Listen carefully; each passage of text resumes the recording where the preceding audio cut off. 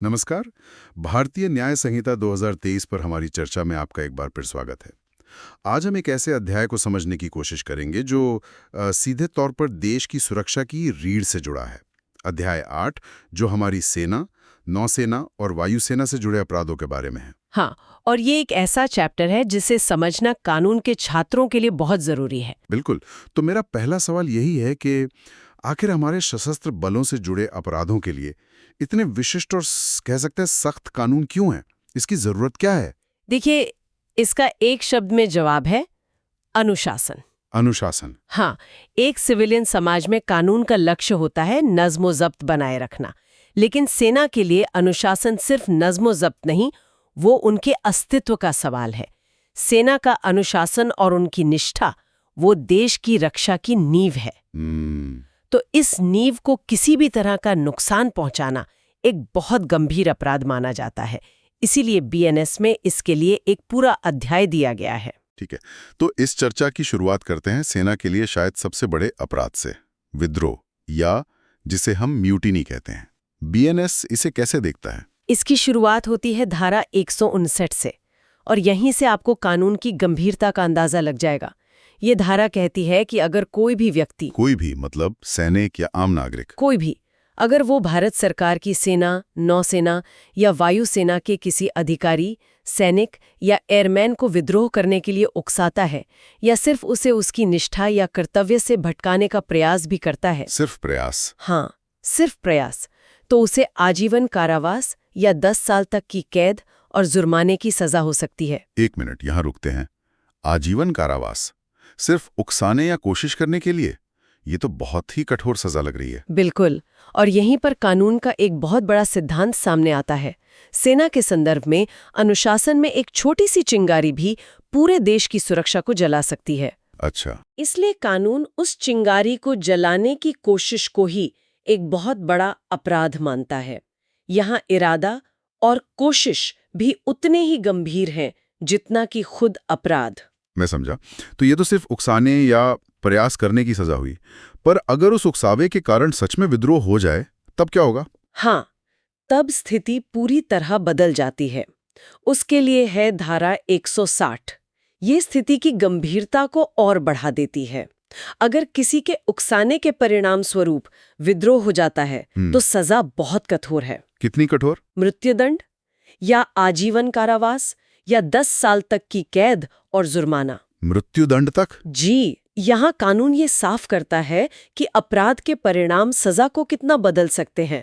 धारा 159 और 160 का अंतर यही दिखाता है। ये वाकई में एक बड़ा सबक है।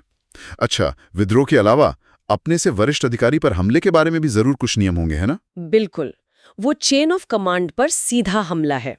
धारा 161 और 162 इसी से संबंधित हैं। अच्छा। धारा 161 के अनुसार अगर कोई व्यक्ति किसी सैनिक, नाविक या एयरमैन को अपने सीनियर अधिकारी पर हमला करने के लिए उकसाता है जब वो अधिकारी अपनी ड्यूटी कर रहा हो, तो उकसाने वाले को 3 साल तक की कैद और जुर्माना हो सकता है। और अगर मान लीजिए उस उकसावे के कारण हमला सच में हो जाता है, तो फिर धारा 162 लागू होती है और सजा बढ़कर 7 साल तक की कैद और जुर्माना हो जाएगी। दोगुने से भी ज्यादा? हाँ, यहाँ भी हम वही पैटर्न देखते हैं। अपराध के हो जाने पर सजा बहुत बढ़ जाती है। तो इसका मतलब ये है कि सेना के अनुशासन को भंग करने का विचार या उकसावा भी अपने आप में एक अपराध है। अब सेना से भाग जाने यानी डिजर्शन या भगोड़ापन के बारे में क्या प्रावधान है? ये भी एक बहुत गंभीर अपराध माना जाता है। धारा 163 भगोड़ेपन के लिए उकसाने को अपराध बनाती है। अगर कोई किसी अधिकारी या सैनिक को भगोड़ा होने के लिए उकसाता है तो उसे 2 साल तक की कैद या जुर्माना या दोनों हो सकते हैं। और इससे भी ज्यादा दिलचस्प मुझे धारा 164 लगती है, जो भगोड़े को शरण देने से संबंधित है। हाँ, ये बहुत इंटरेस्टिंग है। अगर कोई व्यक्ति ये जानते हुए कि कोई सैनिक भगोड़ा है उसे शरण देता है, जानते हुए? हाँ, या विश्वास करने का कारण रखते हुए उसे शरण देता है, तो उसे भी 2 साल तक की कैद या जुर्माना या दोनों हो सकते हैं। शरण देने पर भी सजा? लेकिन क्या इसमें कोई अपवाद है? हाँ, और ये एक बहुत महत्वपूर्ण अपवाद है। कानून यहाँ एक मानवीय दृष्टिकोण अपनाता है। ये प्रावधान उस मामले में लागू नहीं होता जहाँ भगोड़े को उसके जीवन साथी मतलब पति या पत्नी द्वारा शरण दी जाती है। ये तो बहुत ही रोचक बिंदु है। मतलब कानून यहाँ राष्ट्रीय कर्तव्य और पारिवारिक निष्ठा के बीच एक संतुलन बना रहा है। बिल्कुल, कानून एक तरह से पति पत्नी के रिश्ते की पवित्रता को स्वीकार कर रहा है। क्या भगोड़ों के कहीं और छिपने को लेकर भी कोई नियम है, जैसे किसी जहाज पर? हाँ, धारा 165 इसी स्थिति के लिए है। अगर सेना का कोई भगोड़ा किसी व्यापारिक जहाज मतलब मर्चेंट वेसल पर छिपा हुआ पाया जाता है तो उस जहाज के मास्टर या इंचार्ज पर 3000 रुपए तक का जुर्माना लगाया जा सकता है। एक मिनट, बिना जानकारी की भी सजा? ये कैसे संभव है? अगर मास्टर को पता ही ना हो तो? ये एक बहुत अच्छा सवाल है। यहाँ कानून स्ट्रिक्ट लायबिलिटी के सिद्धांत पर काम करता है। Strict liability? हाँ, कानून कहता है कि सजा जानकारी के लिए नहीं बल्कि लापरवाही के लिए है। ये माना जाता है कि अगर जहाज का मास्टर अपनी ड्यूटी में लापरवाही ना बरतता तो उसे इस बारे में पता चल सकता था। अच्छा, तो यहाँ लापरवाही दंड का आधार है? बिल्कुल। ठीक है, अब बात करते हैं इनसबॉर्डिनेशन या अवज्ञा की। इसे उकसाने पर क्या सजा है? धारा 166 कहती है कि अगर कोई व्यक्ति जानते बूझते हुए किसी सैनिक, नाविक या एयरमैन को अवज्ञा का कार्य करने के लिए उकसाता है और उस उकसावे के परिणाम स्वरूप अवज्ञा का कार्य किया जाता है। मतलब सिर्फ उकसाना काफी नहीं, अवज्ञा होनी भी चाहिए। हाँ, इस धारा के लिए परिणाम जरूरी है, तो उसे 2 साल तक की कैद या जुर्माना या दोनों हो सकते हैं। ये बहुत ही प्रासंगिक है। अब एक सबसे जरूरी सवाल जो किसी भी कानून के छात्र के मन में आएगा। सेना के अपने भी तो कानून होते हैं, जैसे आर्मी एक्ट, नेवी एक्ट। तो क्या ये बीएनएस की धाराएं उन पर भी लागू होंगी? मतलब एक ही अपराध के लिए 2 जगह सजा? ये एक बेहतरीन सवाल है और इसका जवाब धारा 167 में दिया गया है।